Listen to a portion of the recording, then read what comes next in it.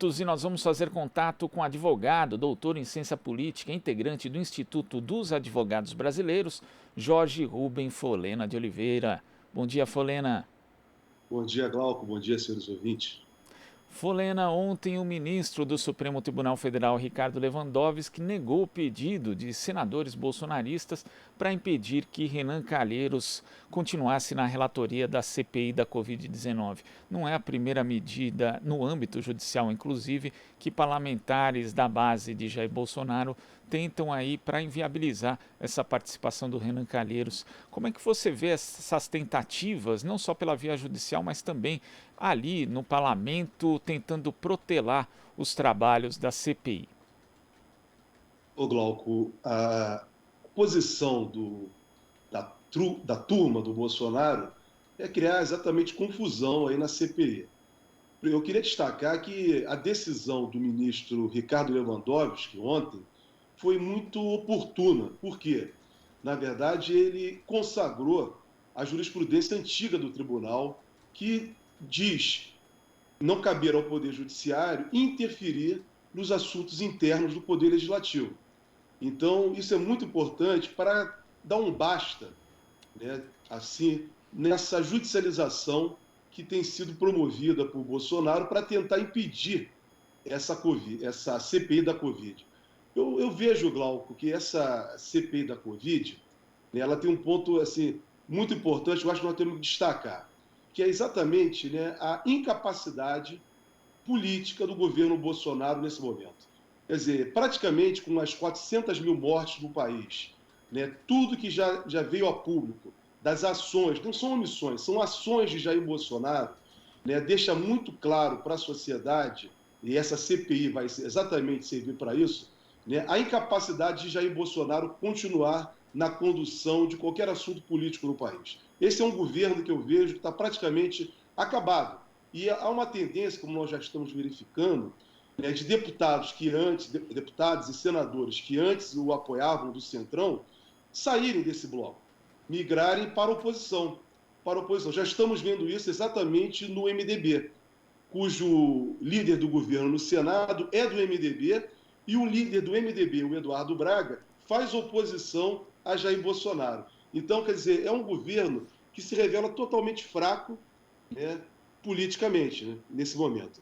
Então, essas tentativas dos bolsonaristas de buscar a justiça é só para tentar criar tumulto e tempo, mas, né, não vai encontrar espaço também no Poder Judiciário. E nesse aspecto é bom destacar também, né, Folena, porque muitos bolsonaristas falam, inclusive, mas essa CPI só foi instalada por conta do Supremo Tribunal Federal, fazendo referência à decisão do ministro Luiz Roberto Barroso.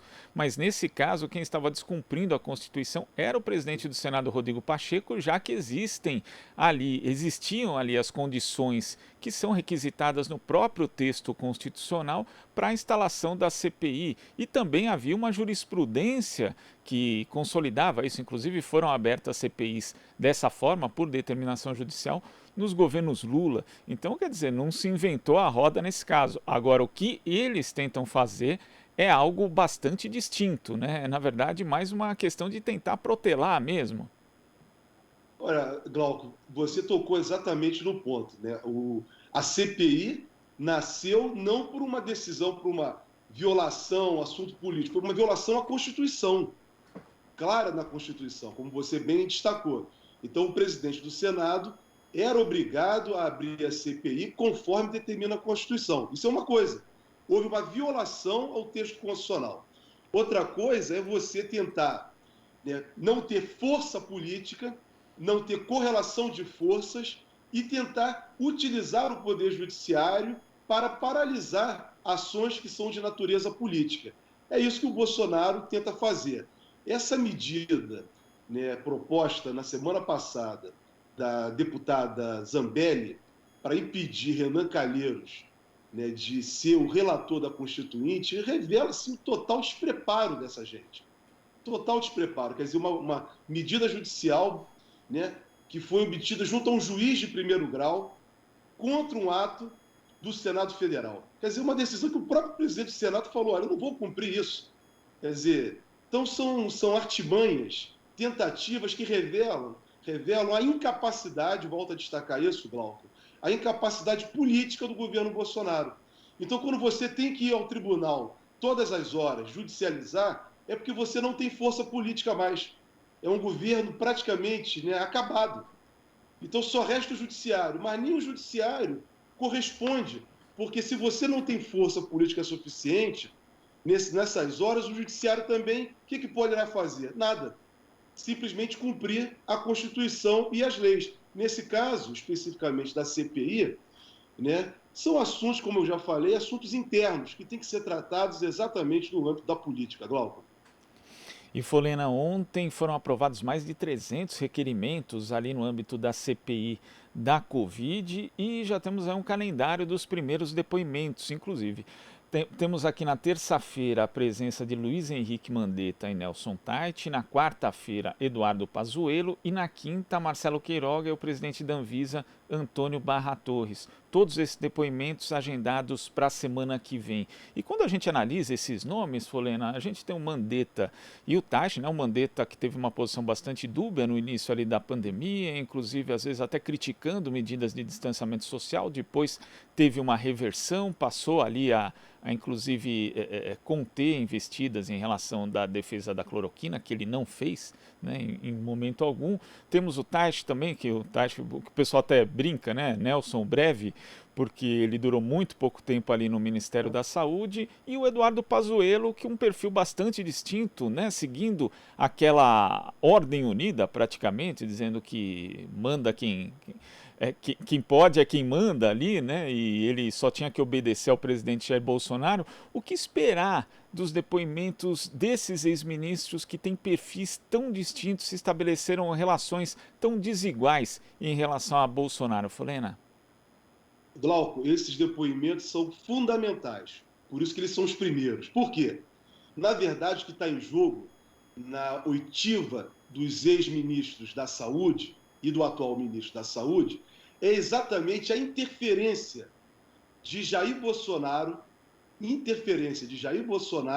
em assuntos de natureza técnica, humanitária, que é o combate à Covid. Realmente, o Mandetta, com as suas posições dúbias, posições liberais, né, contra o SUS, mas o Mandetta, num determinado momento, na qualidade de médico que ele é, como o Tais também, perceberam que não era uma questão que é possível sofrer interferência política. Então, teriam que atuar como médicos que são, especialistas que são, no combate à Covid. Então, os depoimentos de Mandetta e Tais serão fundamentais para mostrar que Jair Bolsonaro interferiu no Ministério da Saúde durante o combate da Covid. É isso que eu acredito que os senadores, membros da CPI, irão fazer durante o depoimento. Né? Exatamente tirar, durante o depoimento desses dois ministros, ex-ministros da Saúde, a interferência de Jair Bolsonaro. E com relação a Pazuello, é exatamente o contrário.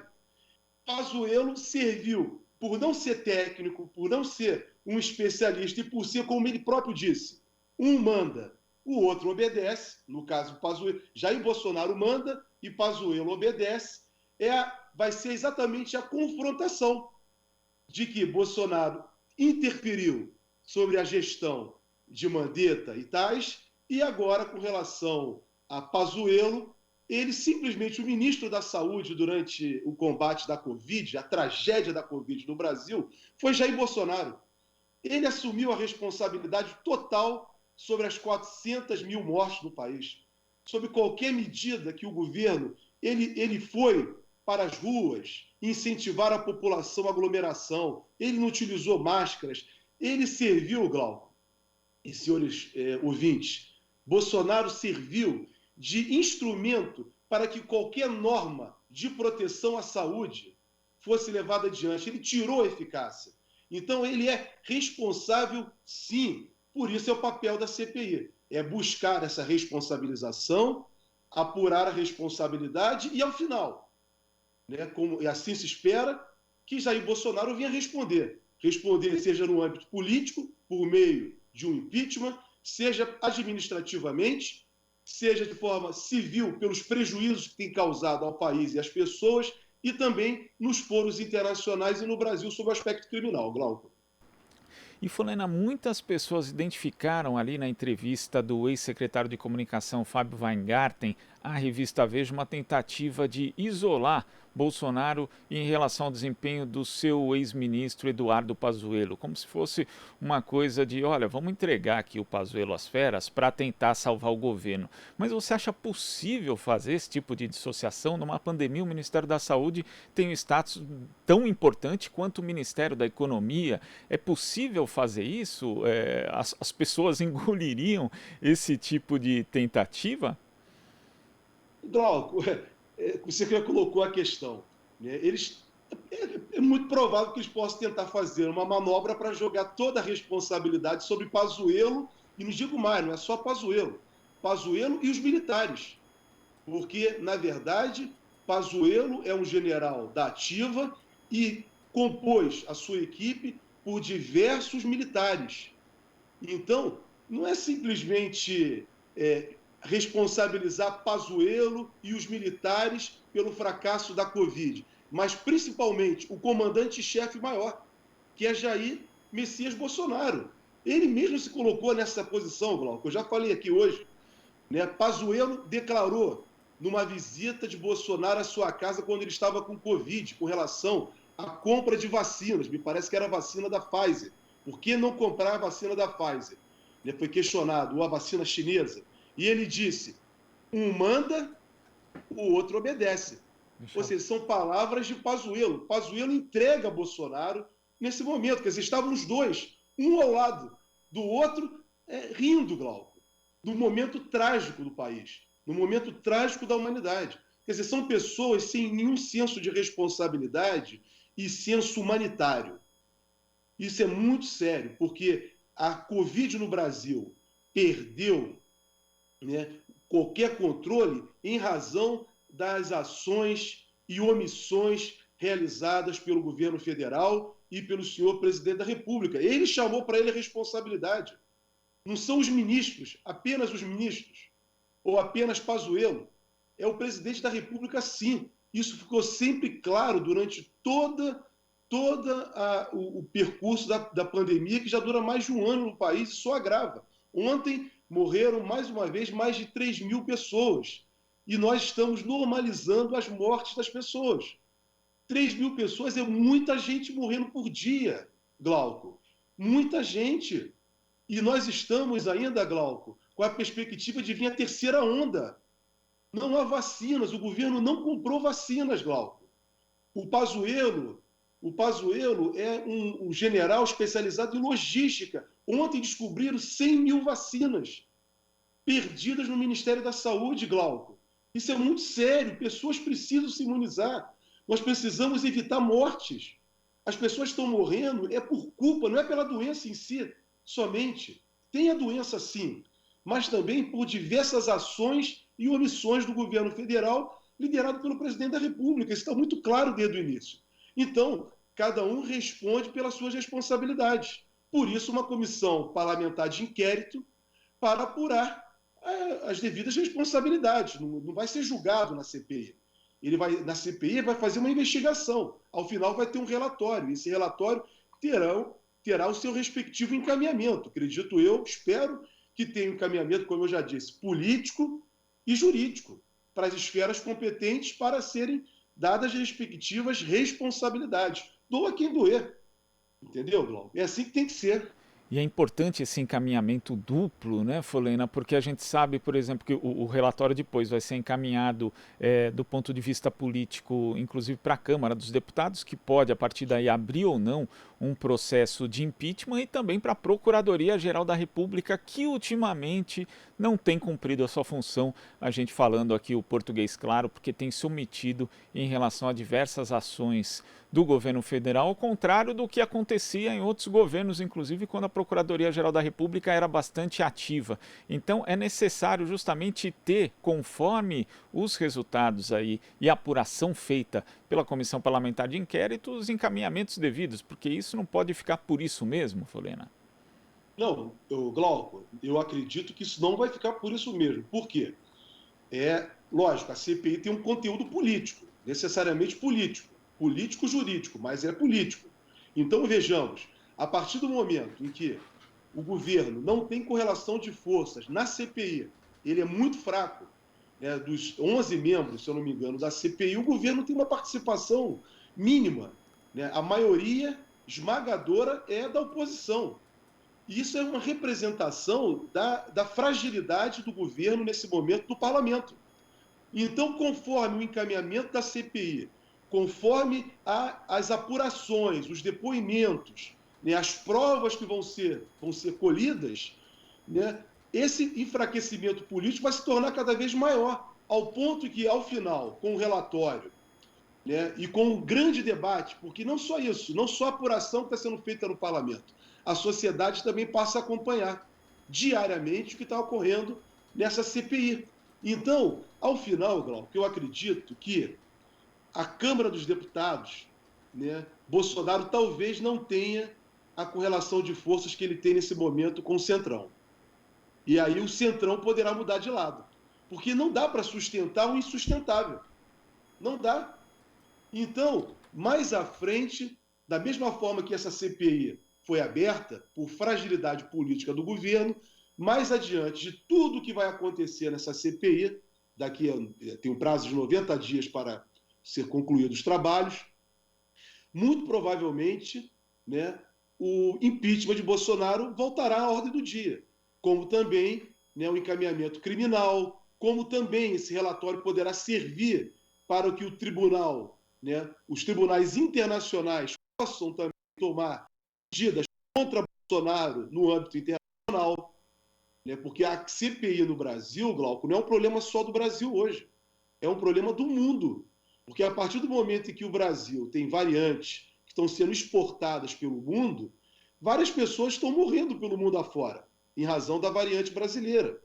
Então, se for comprovado, tiver uma relação, uma conexão entre a ação de Bolsonaro e as mortes de pessoas no Brasil e no exterior, isso pode representar o processamento também de Bolsonaro nos tribunais internacionais. Poderá essa CPI, esse relatório, servir de instrumento probatório para a instrução de processos também no exterior. Então, isso tudo é muito, muito importante, né? Não deve ser tratado como uma questão como o Procurador-Geral da República, né? A Procuradoria-Geral da República tem feito, né, nas últimas semanas, de perseguição a prefeitos e governadores, né? O Procurador-Geral da República adotou essa postura. A CPI também é para apurar atos de governadores e prefeitos, vai ser apurado também. Se governadores e prefeitos falharam, serão responsabilizados, sem dúvida. E tem que se dizer também, Glauco, que há diversos governadores e prefeitos que apoiaram e apoiam Jair Bolsonaro, né? No estado do Rio de Janeiro, o governador do estado, o anterior, que vai sofrer o processo de impeachment hoje, o julgamento, e o atual, são apoiadores de Bolsonaro. E no Rio de Janeiro foi uma lástima o que aconteceu no Rio de Janeiro. Então, o governador anterior e o governador atual do Rio de Janeiro poderão ser responsabilizados também nesse relatório da CPI, como outros governadores bolsonaristas, que adotaram as mesmas medidas de Bolsonaro, né? Não fazendo isolamento social, não tomando as medidas adequadas, não comprando equipamentos, fazendo desvio de dinheiro, sim, se isso for apurado, como está sendo aqui no caso do Rio de Janeiro, do governador Witzel. Então, Glauco, é uma CPI para apurar a responsabilidade de todos, mas o principal responsável, né, é o comandante-chefe da nação, que é Jair Messias Bolsonaro. Ele se coloca como, está da Constituição, ele é o comandante-chefe das Forças Armadas. A União, dentro do SUS, tem um papel fundamental. A União é o ponto central. Então, se a União, representada pelo presidente da República, não toma as medidas adequadas, tem que ser responsabilizada. Fulano, você toca num ponto fundamental que é o caso da apuração dos resultados dessa CPI servirem para embasar também internacionalmente, a gente sabe que o presidente Jair Bolsonaro é acusado de crimes contra a humanidade, por exemplo, no Tribunal Penal Internacional. Também existem denúncias na Corte Interamericana de Direitos Humanos, ou seja, no âmbito do direito internacional, o presidente Jair Bolsonaro também pode ter que responder do ponto de vista criminal, conforme as apurações dessa CPI. Esses dados podem ajudar a embasar esses processos? Claro, poderá servir como prova emprestada. Prova emprestada. Esse é no direito, esse é normal no processo, né, no processo judicial. Né? São elementos que você utiliza, né, pode ser utilizado em outros processos. Então, eu acredito que os promotores, né, dos tribunais internacionais, principalmente da Corte Internacional, né, de Haia, né, porque me parece que o Parlamento Europeu, Glauco, há algumas semanas, e ontem de novo, né, deputados do Parlamento Europeu têm provocado exatamente o encaminhamento e abertura de um processo humanitário contra o Bolsonaro, né, diante do que ele tem representado para o mundo. E nada impede que os promotores desses tribunais possam pegar esse relatório da CPI, esses depoimentos que estão sendo colhidos aqui no Brasil. Se, por exemplo, como você colocou no início da nossa entrevista aqui hoje, se do depoimento dos ministros Tais e Mandetta e da própria cariação que poderá ocorrer entre eles com o Pazuello, né, vier alguma coisa muito, muito relevante, que com certeza virá, isso poderá ser utilizado nos tribunais internacionais, não tenho a menor dúvida, porque, né, vamos imaginar como está sendo colocado na Europa, pelos deputados europeus, né, que o descontrole da Covid no Brasil causa problemas humanitários na Europa, causa problemas humanitários na África, na Ásia, na América Latina, nos Estados Unidos, né, no Canadá. Por isso que o Brasil hoje está fechado. Nós não podemos ir para outros lugares. Os brasileiros hoje estão impossibilitados. Os países não recebem brasileiros nesse momento. Então, quer dizer, isso é muito sério. É algo que nós temos que dar um aprofundamento, porque isso eu não conheço, Glauco, na história brasileira, nenhum precedente dessa natureza. Um presidente da República que desafiou problemas humanitários e problemas de saúde. Independente da coloração política, né, de um presidente da República, todos sempre diante de uma questão humanitária, sempre se colocaram para defender a saúde das pessoas, mas isso eu nunca vi na minha vida. Eu não conheço da história do país um presidente que tenha desafiado a vida e defendido a morte. Isso é lamentável para a história do Brasil. Isso, Glauco, eu diria para você, se o presidente da Câmara dos Deputados anterior, Rodrigo Maia, e o atual presidente da Câmara dos Deputados, não me recordo agora o nome dele. Arthur Lira. Arthur Lira, tivesse um mínimo de consciência política, eles teriam aberto um processo de impeachment contra o Bolsonaro. Por quê? Quando o Bolsonaro ostensivamente desafia a vida e defende a morte, né, provocando aglomerações, ele estava nada mais, nada menos que desafiando a Constituição do Brasil. A Constituição brasileira, Glauco, no seu artigo 1º, fala lá da dignidade da pessoa humana, fala da vida, Glauco. E Bolsonaro desafiou a Constituição. Ele não só desafiou o povo, ele desafiou o povo e o instrumento jurídico maior da organização da sociedade brasileira, que é a Constituição da República, Glauco. Então, se Rodrigo Maia tivesse o mínimo de responsabilidade política, e agora o Lira também, eles teriam que abrir os diversos pedidos de impeachment. Não são pedidos de impeachment de natureza meramente política, Glauco. O processo de impeachment ele é político, mas, na verdade, os encaminhamentos apresentados, todos foram de natureza jurídica, Glauco, e muito bem embasados. São mais de 100 pedidos, Glauco. Inclusive, queria destacar um, que foi contra os povos indígenas. Bolsonaro, durante a campanha eleitoral, ele foi a Roraima, Glauco. Está registrado no jornal Folha de São Paulo. Foi a Roraima, lá na região da Raposa Terra do Sol, e declarou durante a campanha eleitoral que os índios teriam terra assim, mas 7 palmos. 7 palmos. E que nós vimos durante a Covid, ele vetou acesso à saúde e água potável para os povos indígenas, Glauco. Ou seja, não são retóricas, não são retóricas, são ações, Glauco. Ações muito sérias e que devem exigir uma profunda responsabilidade política e jurídica.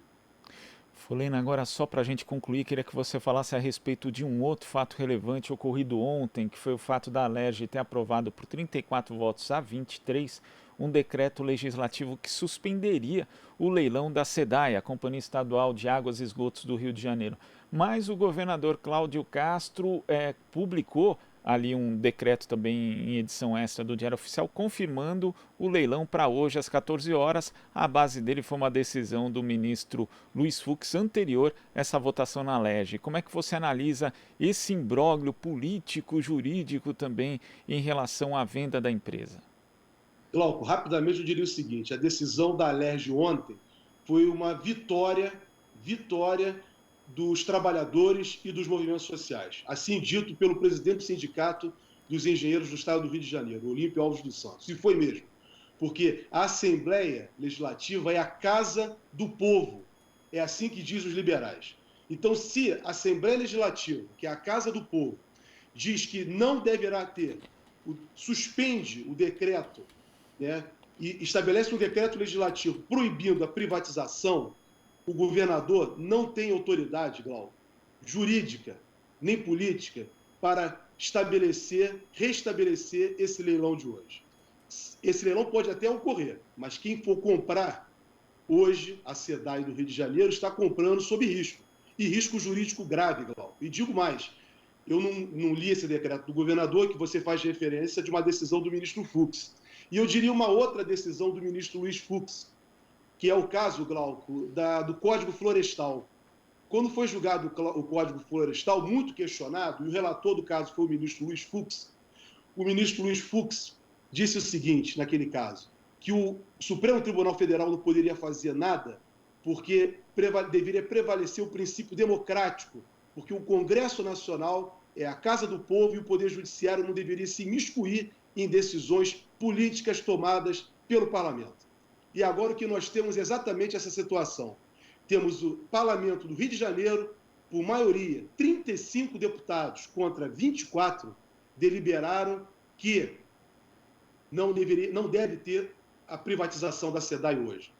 Se o governador quer confrontar, me parece que ele está invadindo a competência do Legislativo, isso é uma interferência de um poder no outro, e me deixa muito claro, Glauco, também, a possibilidade de ser aberto um outro processo de impeachment agora contra esse governador em exercício do cargo. Veja, Glauco, não é um governador eleito, ele é um vice-governador no exercício do cargo. É lamentável o que passa no Rio de Janeiro. Hoje será julgado o processo de impeachment no Tribunal Especial do governador Witzel. E o vice-governador, que ninguém sabe o nome, você falou agora Cláudio Castro, eu sou do Rio de Janeiro, tenho muita dificuldade, ninguém nesse estado sabe o nome do governador, simplesmente está confrontando o parlamento e a sociedade civil, os movimentos sociais e os trabalhadores, Glauco. Ou seja, é a prova de que o leilão da SEDAI, me parece que está sendo, se for realizado, será uma farsa jurídica, e sem nenhuma eficácia, porque não há legitimidade política nem jurídica. O questionamento vai continuar. Se não era para ter, como disse o ministro Fux até então, politização, que ele deveria ser o único juiz a decidir, me parece que agora, com essa decisão da Assembleia, a questão ficou muito grave, porque não cabe ao Poder Judiciário interferir em assuntos de natureza política, como falamos hoje aqui, como fez o ministro Ricardo Lewandowski ontem, no caso da CPI da Covid. Glauco. Folena, queria agradecer a sua participação aqui no Jornal Brasil Atual e até a próxima. Até a próxima, Glauco. Muito obrigado a todos vocês e um bom trabalho. Igualmente, conversamos aqui com o advogado, doutor em ciência política, integrante do Instituto dos Advogados Brasileiros, Jorge Rubem Folena de Oliveira. Você está ouvindo Jornal Brasil Atual. As notícias que os outros não dão.